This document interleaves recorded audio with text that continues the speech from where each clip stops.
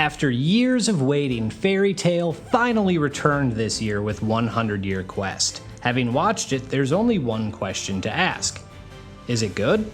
Today I'm going to talk about what I've liked, some issues I've had, my comprehensive thoughts, and where this arc ranks overall. The first thing that stands out, and was honestly my biggest concern I had before watching anything, was, will this feel like Fairy Tail again? A lot of times when shows take extended breaks, they don't come back and feel the same way they did. I am happy to say that's not the case for 100 Year Quest. Lucy still can't make it through an episode without losing her clothes, so you know it brings back the same vibe it had in the last series. Instantly overcoming my biggest fear for the series settled me down a bit and let me know no matter what happens with the plot, I'll still get plenty of enjoyment from the characters. And that's exactly what happened. I love the Fairy Tail Guild, their eccentric personalities, the bonds they share, and the love they have for their guild. All of that is still there. Natsu and Lucy are still gold. Urza is still a gem, though I could have done without her being on a leash for a few episodes. The gags between characters still work, and more importantly, those gags are nice as levity, but the heart and emotions of moments are still there as well. Things like Lucy holding Natsu to bring him out of a state of rage, or Makarov remembering an old guild member years after their last meeting,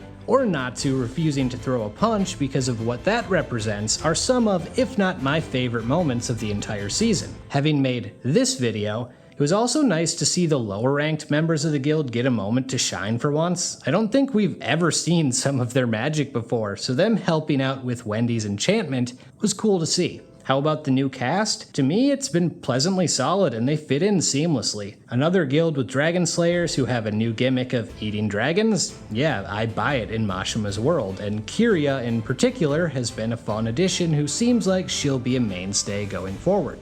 Though I feel like I've seen her somewhere before. Wraith's appearance was short-lived, but meaningful. Toka has been the most important new character, one who fills a role and has a dynamic we haven't yet explored, and it's been enjoyable to watch for the most part. They've built her and what she can do up well.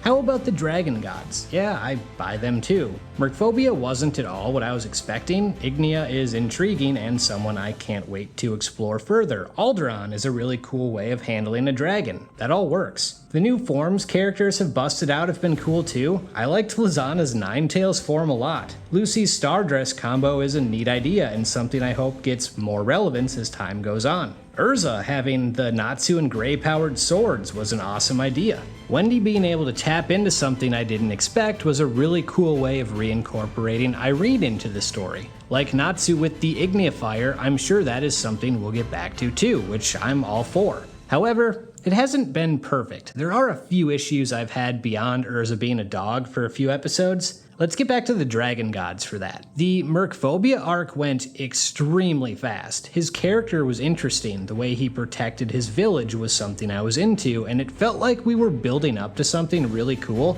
But after a sweet build, he basically got his ass kicked one-on-one, and his arc was done a handful of episodes in. It felt like that probably should have been double the length it was, or at least a longer fight, and the pacing of it bugged me. Another issue is the repetitive nature of the series. 100 Year Quest needlessly recycles things we've seen in the past. Did we really need to create a 5th generation Dragon Slayer? Was 4 not enough? Why not explore more of the God Slayers or Demon Slayers instead? As someone whose least favorite major arc is Edelus, I was praying Fairy Nail would bow out of the story quickly. We already did that storyline, and their existence makes no sense whatsoever. The different versions of the same character is beyond played out in this world. It even extends to Eden Zero. It's silly in a bad way. Though I will give this credit, it was brief and it did provide some funny moments. Super nitpicky, but for someone who is strongly Team Nalu, I did not at all appreciate Lucy saying Natsu is not the relationship type. The last one, and maybe the biggest thing so far to me, is the action has been generic. Of all of the shonen I've watched this year, 100 Year Quest's action is far closer to the bottom than the top. It's simple,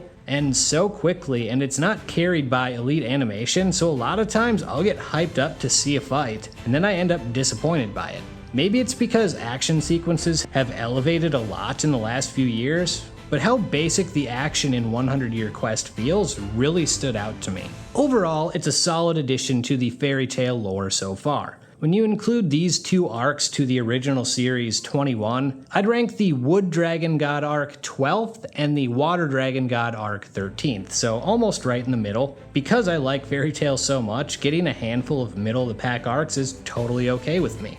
With that, I'm out.